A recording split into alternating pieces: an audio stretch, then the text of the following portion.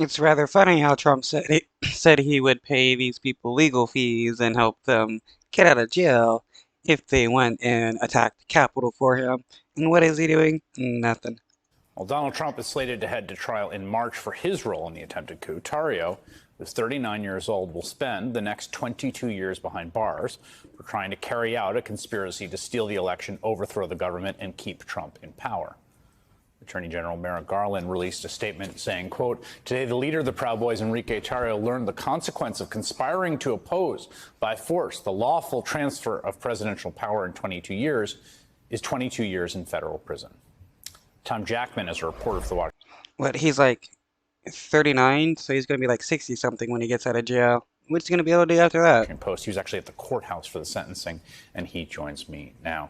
Tom, take us inside today. I was getting dispatches for some of the reporters in that media room where you were watching the proceedings. It seemed like a long process, and like the judge had a lot to say. Well, it was 4 hours. It might have been the new world record for longest sentencing in one of these cases.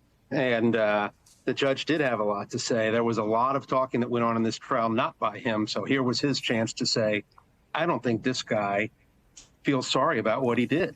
As you mentioned earlier, Tarrio did stand up and say, I apologize to law enforcement. I apologize to the people of Washington, D.C. The law enforcement people are heroes. And the people of Washington didn't deserve to have their city turned upside down. And If he was truly sorry, he would have never done this to begin with if he truly felt this way about the people. after he was done, the judge said, I think we're talking past each other. I don't think I've heard any remorse from this guy. He's not addressing the whole seditious conspiracy thing, which he didn't. That's striking, and it, we had the news last week of Dominic Pezzola, who said he was sorry, that it was a mistake, and I think he might even shed a tear or two. And then he cried a lot. He cried a lot, and then once it was done, after he had his 10-year sentence, he yelled, "Trump won." We also have That's right.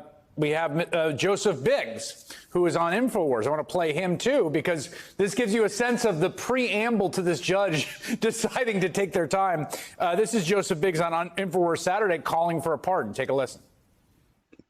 Oh, I know he'll pardon us. I believe that with all my heart. The thing is hopefully getting him, for him to be able to get into the position where he can at least be, I think, on the ballot to run, right? Because once you have 1 minute remaining. But I do believe that Donald J. Trump will pardon us, and he should. We didn't do anything. We're his supporters. We went there like he asked. We went there like he asked, so even many of the people who are put in jail know that Trump wanted them to go there and do this. Didn't do anything. I wonder, how much you can't read the mind, but that was an interesting context given what this judge decided to do today. Did you hear that recording that said you have 1 minute remaining? Yes. That's the recording you get when someone calls collect from jail. Yep. So he only had 1 minute left in that interview. Right.